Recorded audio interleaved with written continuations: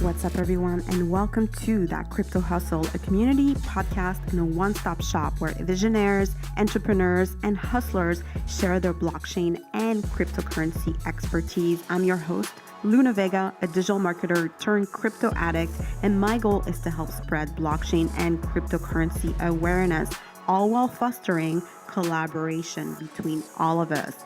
If you dig the show, make sure to give us a review on iTunes, all while following us on Instagram, YouTube, and or Twitter. You know the drill. And just a reminder, anything we share in this podcast is not financial, personal, or legal advice. Do your own research. Let's do this. Hey guys, Luna here, and welcome to another episode of That Crypto Hustle podcast. So as of today, the cryptocurrency bear market of 2018-2019 has reached 406 days.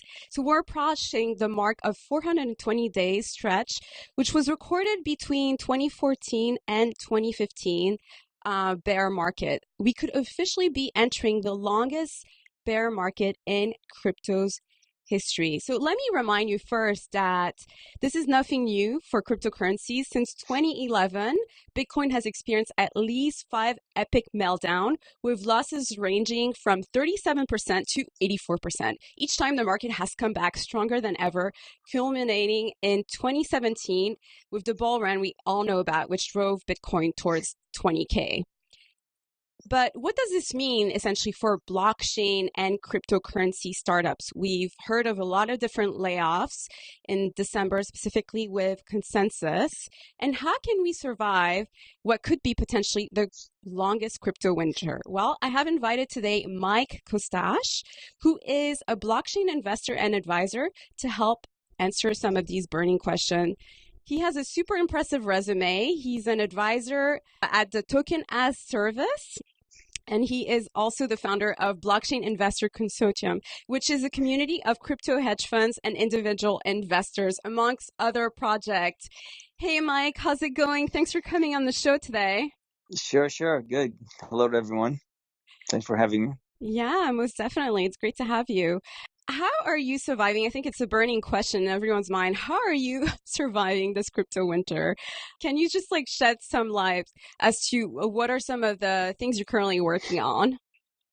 Well, currently I'm working on living a good life, spending time with my wife and my 3-year-old daughter. Mm-hmm. That's what I've been doing for the last 6 months. When I saw the market going down, didn't know it was going to reach 100 billion again. First time it hit 100 billion, I remember I was in Tel Aviv. It was June 6th of 2017. It was about 11 a.m. I was about to go on stage at the 7th edition of D10E, our conference. And I was very excited that the market cap first ever has reached 100 billion. So now going back there, it's not a pleasant thing, but hopefully for those of us that live this history on a day-by-day basis, and those who have a good memory, it is what it is. I got involved with this industry when it was 8 billion, didn't do much till it was 20 billion, then started riding the wave, advising, investing, putting together the fund together with my friends at TAS, and going around the world to everybody's conference that I thought was credible and was good people. And of course, the 23 editions that we did with D10E. So how are you surviving it is by enjoying the memories of going up, and everything that goes up fast will most certainly go down fast. So, watching this industry from 8 to 826 billion by January 18th of a year ago, and then seeing it go down from 826 billion to what it is today, 115 billion. It's a time to reflect. It's a time to go back to work. I still get all the newsletters of all the companies I advised, and I'm still advising. And those that I don't hear from, I have to somehow believe that they're working hard. But I do call in and say, how many employees do you have now? How many developers have you added lately? And kind of keep track. Every now and then, when a company puts a press release or posts something on social media, that's a positive, new product. They've hired more people. They're developing this. They're speaking at this conference, and whatever they're doing, they have to keep their communities alive. Most of the Telegram chats are, pretty much shut and done with all the good information that was being shared. and a lot of people went back to work instead of just going to a lot of conferences and hyping and doing that kind of stuff. Now they're back to work, and of course, there's less and less announcements about new companies raising money, and that's an indication of people working in this bearish market to build products and then raising less money at a less valuation, much longer time frame to raise money, and that's more of the reality that we knew from venture capital. Very interesting. So it's really as well interesting to see that. I mean, I just came back from the Miami Bitcoin conference, and like you said, individuals are not attending conferences like they used to. I mean, last year, I think 20,000 plus individuals attended, and this year, barely, I would say anywhere between 300 to 600 individuals attended. So obviously anyone who was there, they're in it for the long haul. But it was also very interesting to see the kind of projects that had tables and were featuring what they're currently working on. So you just mentioned the fact that it's really similar to what you were used as a venture capitalist. Can you sort of explain further what you mean by that? First of all, I was not. I was a venture capitalist only in 2003 when I worked for Millennium Capital Partners. Okay. Besides that, I was never a part of a venture capital fund. I was an angel investor, and I did work in investment banking for 5 years, 1998 to 2003. Mm-hmm. So that's just to be clear. And that's all very detailed in my LinkedIn profile. But looking at angel investments, you always take your time. If you jump in after 1 or 2 meetings, maybe 10 hours of due diligence, most likely you're going to lose your money. That's not a good way for angel investors to just look into something and then throw in 25 grand or 50 grand and then wait for the annual report, right? So I like to get involved. That's why I'm more of an advisor, fundraiser for the projects that I like, which today there's less than a handful that I'm involved in. Whereas during the craziness of 8 to 800 billion market cap wave, I was involved at any given time with 10 to 20 on any monthly basis.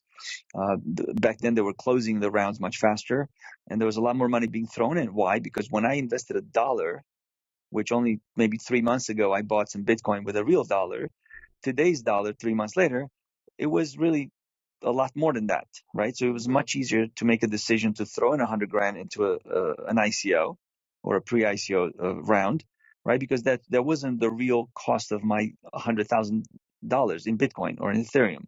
3 months ago, maybe that would have been 20 grand. So that's why this 18 or 20 billion dollar figure that the media has been talking about as to how much money has gone into all these ICOs, it's really not a real number. That was the number that went from 2014 all the way till last year. So for 4 years, that's what everybody claims. But that's because you would take the amount of money that was raised that day in the ICO. So Bancor, 2017, June 12. Okay, so in 3 hours they raised 153 million. But guess what? That was in Ethereum. It was almost 400,000 Ethereum. But within hours, Ethereum started being sold off, and as you would look at the value of the 400,000 Ethereum, it was sliding like $1-2 million every 20 minutes, right? So in reality, these ICOs and these blockchain projects did not raise 18 to 20 billion dollars that we have been hearing about. They raise a lot less in real value. Okay, so back to your question. If you could repeat it so everybody could hear it, because I just gave a little historical analysis of what's been going on. No, So if I you could mean, repeat your yeah. question, So it would be really helpful. essentially highlighting, and I mean, you've already done part of that, the difference between a normal venture capital environment versus what was happening last year in the crypto market. And obviously, a lot of things came in as far as like, I mean, the spams didn't help, a lot of the different regulation.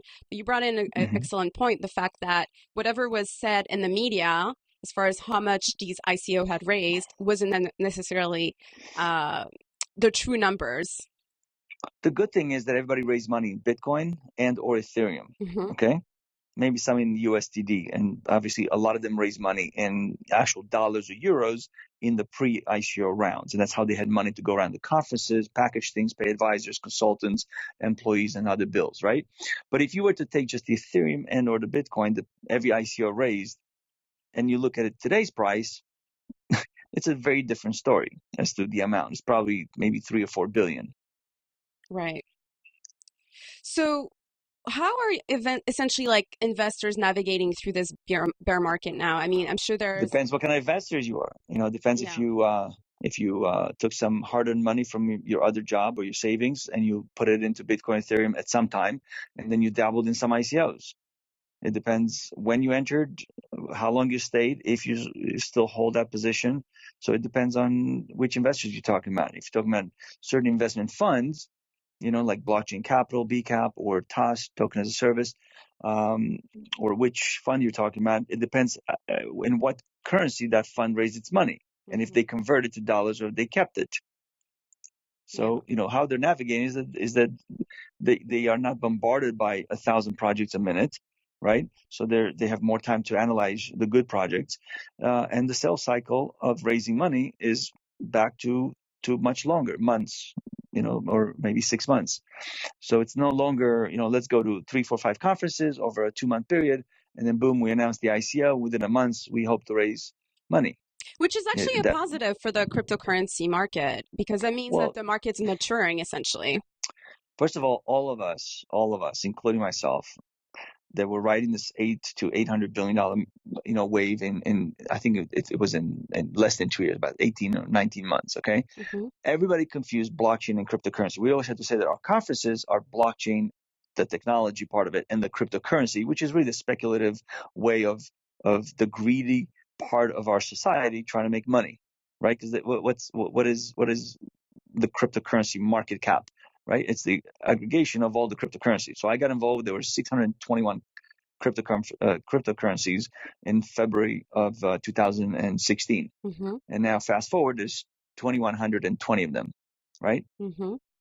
So you got 3.5 times more cryptocurrencies that were invented by fairly smart people. Some of them were crap, some of them were really not good, and some of them are very good, like Bancor, okay, or Lochi. I could give you a lot of examples of amazing people, teams, and technology, and the way they packaged it. But it just takes a lot longer than 1-2 years since they finished their ICO for them to be able to build the technology, market the products and services, and start getting revenue. But everybody got hammered, and everybody started panicking, and everybody sold their tokens, and that's why we have this dump of up to 80 to 99% of the value has been evaporated. If you look at 98, 99, 2000, the money that was raised, about $200 billion of venture capital in hundreds and thousands of tech companies, and then by March 2000 you had the big drop off. 25% of the tech stock market on New York Stock Exchange and NYSE dropped in one day, right? Yeah. What happened in 2001 and 2002? Most of those companies, Amazon, Netflix, and you name them, they all went down 80 to 90, even 96%. Amazon was down 96% by 2001. Today, it's up 40 times that price from the lowest level. So I hope the blockchain and cryptocurrency world is not going to need 17, 18 years to recuperate or have such a healthy return on investment of 30, 40 times the today's prices. I hope it's going to take more like 4 to 5 years. Right. Well, but it all depends on how hard people go back to work. It's very hard to find blockchain developers. Yes. Okay, it's not easy to find them. It's not easy to train them. It's not easy to keep them. Okay, so that's the biggest problem. There's a company called Blockchain Academy. They raised almost $50 million during their ICO, and they're out there recruiting people, training them, and then placing them with good companies. That's a good service that they're providing. Right. And then also there's a lot of different issues that different companies are having as far as like scalability. So, I mean, can you speak a little bit more about what you like about Loki and what they're currently doing as far as development? Well, I like the CEO, who's a very proven entity. He's been selling this concept for a lot longer than the last 2 years that we've been seeing him at conferences. I think he's easily one of the smartest men I met in the blockchain space. He's an American, lives in Washington, who's traveled the world and pitched his concept to the world. He has 4 products. He just released yesterday the 4th product. It's all about the intellectual property and how to evaluate it. And then, of course, now he's allowing people to file their provisional patents through his website, through loci.io. So, but again, if you look, he's also, like everybody else, trying to raise more money, because you never have enough money. right? Mm-hmm. Especially if you didn't convert it to dollars after you raised your ICO, and you have to spend a lot of it to market and to hire the best people, right? And as the value of your token went down, people started not believing in you, even though they had nothing to do with your actual company service or the way you are treating your employees. People panicked and they dumped it. Right. So there's a lot of good companies out there that are struggling to keep their heads up and keep their businesses afloat because they've run out of the money they raised in their ICO. So they've all had to come to terms in their senses and reduce their valuation, raise less money through different tranches, and accept worse terms for everybody. But that's reality. You Right. need money to keep going, especially when you have a head start and you have a good story. And what are you going to do? You're going to fold and classify yourself as a failure? You have to keep going, especially when you believe in that industry or sub industry that you're trying to bring efficiency and transparency to through blockchain. Right. And so that's what's slowing things down, obviously, because without more capital coming in, then you're dealing with lesser teams and obviously extended timelines. So what is like advice you could give to individuals who are in that trying to raise more money essentially? Like what's like an advice you could potentially provide them? What's the best way of going around it? Well, it's first of all, you have to take a breather, which a lot of these people don't allow themselves to take even a day off in a week because they have responsibilities to their shareholders, their token holders, their early stage investors before they ICO, their current employees, their partners, their suppliers, and they're working themselves to death and they're spinning their wheels when the investors are not there anymore. Again, a lot of the investors were not through funds. A lot of the investments of this $18 billion number that we talked about, it was people that bought Bitcoin today. It went up, 3 times, let's say, in some time, and then they would go in and reinvest it in other ICOs, right? So those weren't really sophisticated investors. Those were just people that were diversifying their portfolio, and who, TAS, for example, outperformed Bitcoin in the first year of its existence, right? Mm-hmm. Um, but that was through diversification. TAS invested 11 million in 40 ICOs, and for some of them, as soon as they finished the ICO and they got listed and they went up 30, 40, 100 times, we had to sell a big chunk of that holding, right, to bring back a positive return on assets and a return on investments for those 4,000 people that entrusted us with their money when we raised the fund. So it just depends who you're talking to. I don't like to just give plain advice other than wait and see. But what I would ask people to do is to go to the companies that they have tokens in them and obviously pay attention to what they're communicating. And if one of them doesn't communicate something for a month, pick up the phone or send a message to the CEO. Say, hey, I'm a token holder. It doesn't matter if you have one token or 12 million. Say, hey, what's going on? I haven't heard from you in a month.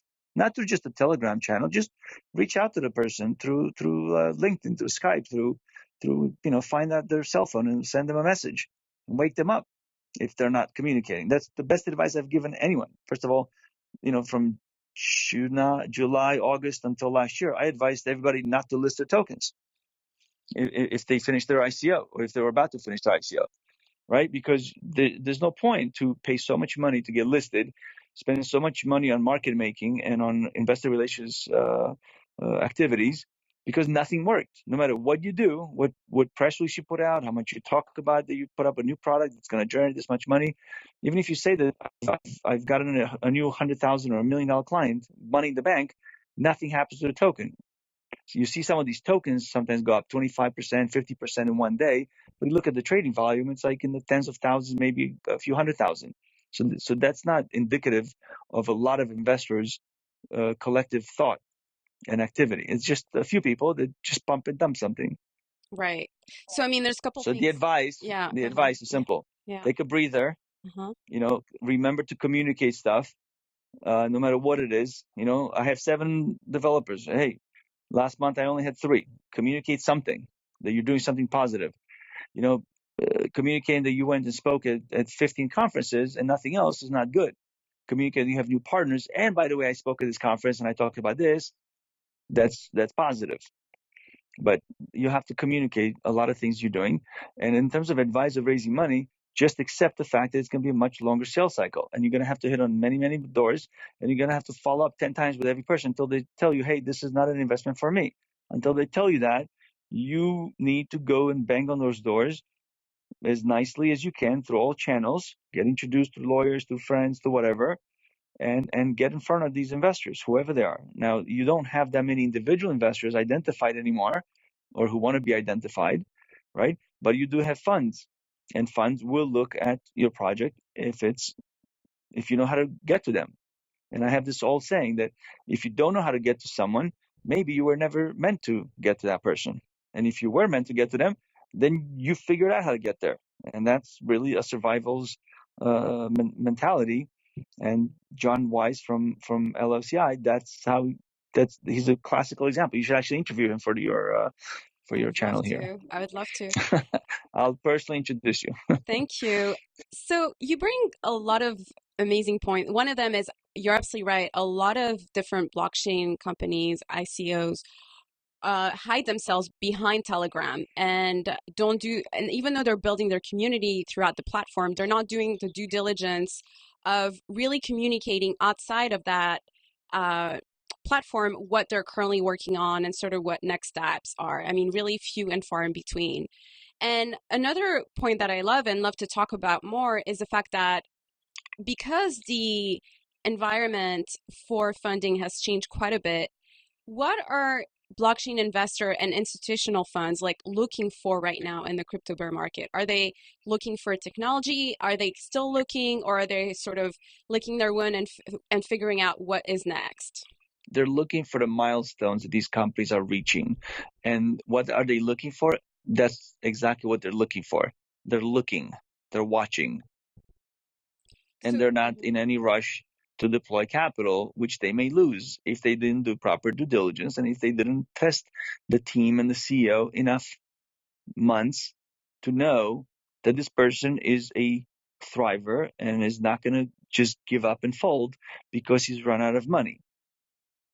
Right. And they want to see how creative a team and a CEO get with the little money they have left from their ICO or from their private investors to keep building and showing the world through communication and PR and being at conferences, some strategic conferences, I may say, how they're communicating, what they're building. Right. Yeah. So that's what I was going to ask. So essentially, like milestone, you mean what they're currently building, what they've currently are launching, partnerships GitHub, that they're signing, hiring new people, cutting creative deals. Community doesn't, community has a lot of people that just sit there and say, they ask stupid questions sometimes, most of the time. When are you going to get listed? Why is your token price so low? All these questions. And first of all, they don't even write proper English or even in their own language. They're just sitting there like little children behind a computer writing something. That's harsh. Showing their maybe they I love it.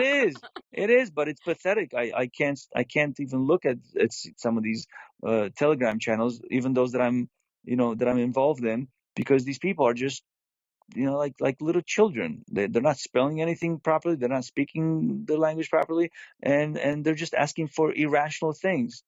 So you're right. So you're saying essentially like that carries less value than obviously a technical milestone and whatever you're launching, and obviously making sure that you're deploying that and speaking at conferences and having as much traction as possible. Yeah. And at conferences, the greatest thing besides exposing that you're out there and you're making yourself available and you're imparting knowledge to the audiences, at conferences, you meet investors. It used to be a lot more, but you still meet them. You go to conferences where there's a panel on investments and there's 4 partners in a VC fund. We'll go there, listen to them, ask smart questions in front of everyone, right? Show that you're an intelligent person and get in front of them. Right, and then follow up and go to the next conference. And I don't mean to say stalk them, but that's a great way to meet people at conferences, especially the few investors that still go to speak at conferences. So what is the process overall when you're having discussions with investors? I assume that you have to have good documents. A white paper, yes. Forget the white paper. The white paper, a lot of people based everything on the white paper. It used to be called a business plan, or a PPM, a private placement memorandum, to be more legal. for private equity deals. Okay, so yes, you need a white paper because it shows that you know how to write one, right? And then people can poke at it. But yeah, you need a good executive summary. You need even the body of your email and how you follow up, right? Mm-hmm. It really matters. Just the fact you send an email after you met an investor from a panel at a conference or however you met them through an introduction, that doesn't mean that they took the time to read it or that they didn't forget it or that they didn't go into the spam box. So you can't just get frustrated and be stupid about how you follow up. You just have to say please and thank you and sorry to bother you, but can I follow up? Do you mind? You just have to be strong and not give up because investors still took in capital and they have to deploy it. Yeah. And you don't have the retail investors anymore. No. They used to come in because 1, 2, 3 funds said, "Oh, I'm investing in this ICO," and boom, then you would have hundreds and thousands of people. Bancor had 10,833 individual addresses sending money. I don't know if there was that many actual investors. Maybe some of them had multiple addresses, wallets that they send money through. But that's what you need today. You need a few strategic investors, and there's very few retail investors these days to put money in ICOs. Yeah, no, I mean, There are no more ICOs. Everybody's talking about STOs. People STOs, change. exactly. People thought that by changing the name of it, things will change. Yeah, things did change. It sounds more compliant, but still, it's a security. And so, right, no, I think notably, like with all the different layoffs, like we talked about, that been happening, for instance, in Consensus in late December. So I think teams are doing as best as they can to continue paving the way and continue working on these different milestones. There's a lot of criticism, especially around Ethereum, as they're trying to launch the Constantinople fork and Hmm. they've delayed it. So, how is that affecting the credibility, you think, of Ethereum, for instance, and potentially other projects that are dealing with some of these issues where they're publicly announcing a milestone and they're not able to deliver it? Well, it's very simple. Everybody has to pivot, including Ethereum, including Bitcoin. That's why you have Bitcoin Cash and so forth. But that's life. Maybe they should be more careful about what they publish and when they publish it. But again, Ethereum is run by who? Who's Ethereum run by? Vitalik. No, he's just a figurehead, and he's one Yes. of the original handful of founders, Uh-huh. right? So Yes. sometimes he makes a mistake. He's a human being, and it's not really him making a mistake. This is his His best team. Yeah. estimated time frame, Mhm. and then the community that builds on top of Ethereum and so forth is not able to, and then he just has to admit to it, and that there's nothing wrong with taking more time. It's better than to launch something that's not working properly, and they also don't want to surprise people. Work on something. Plus, they can't even hold the surprise, the information to themselves because everybody's allowed to talk, and different people listen to different influencers. So there's nothing wrong with that. It's not a reason to go dump and play with cryptocurrencies based on that. But that's what speculators do. People make a lot of money by being day traders. So, if we are going to look at the greed of the day traders who risk their money based on certain news and evaluate Ethereum or any other cryptocurrency based on that fluctuation, then we're the stupid ones because we're not taking into account who are the people who are pumping and dumping that token or that coin. So Yeah, we can't just analyze it like that. but I also think that, I mean, to be fair, having worked as a project manager in technology, that obviously, like, especially when it comes to such complex implementation, you're absolutely Hmm. right. There should probably do a better job as far as like having buffers Hmm. to and not necessarily communicating those timelines as publicly Hmm. because you're always going to run against some form of Right. roadblock, and that's just like Hmm. the nature of technology and what they're working with. So I think, and also it's probably hurting their credibility in the long run, just because, I mean, especially for Ethereum, they've been talking about the scalability issue for a while, and they're just not able to necessarily provide solutions. Um, so, and on the other hand, like projects that are not as public are potentially like doing more advancement and being able to achieve more and sort of, I mean, so that's going to be really interesting to see, like, what are some of the projects that are going to be able to survive this bear market. Mm-hmm. Yeah. So anything else that you want to add, like a more optimistic outlook? Like what are you looking for in the next 4 to 5 years? Oh God. You should ask, what am I looking for in the next 4 to 5 weeks? Okay, Who well, let me ask knows? that. Who knows what's going to be in 4 to 5 years? I mean, I hope in 4 to 5 years, the tokens that most of us hold, these, will be much higher than they are today. And when I say much higher, I mean, 10, 20, 30, 40 times up, possibly. But it all depends on the scalability. The scalability really, the increasing value of these tokens doesn't just depend on the technology and the value that it brings and the revenue brings and the profit that entity gets to keep. That's the problem today. The metrics are important, but people are not paying attention to any positive news. Yeah, well, They're just especially the trading. media is having a blast, only The focusing on the media, negative. it always takes the media a little bit of time, or sometimes a lot of time, to even understand how to ask the right questions. Mhm. I had interviews in Fortune and Forbes and you could name it, and I had to apologize to the journalist by saying, look, I'm sorry, the way you phrase your question, there is no possible way for me to answer it. Do you mind if I rephrase your question with certain blockchain and cryptocurrency related terminology, and then I could answer it? And it's a learning process. So in the next 4 to 5 weeks, it's it's much easier to predict what I'm going to do, what other people are going to do, because people could schedule themselves. But 4 to 5 years from now, who knows? But let's just hope it's going to be positive. Yeah, and I think it was something that needed to happen and a very humbling experience for a lot of individuals who might have gone into the wave, like thinking they were gonna be able to ride it for much longer. And then you also bring such a valid point, and I know this as a retail investor who's just kind of like playing around.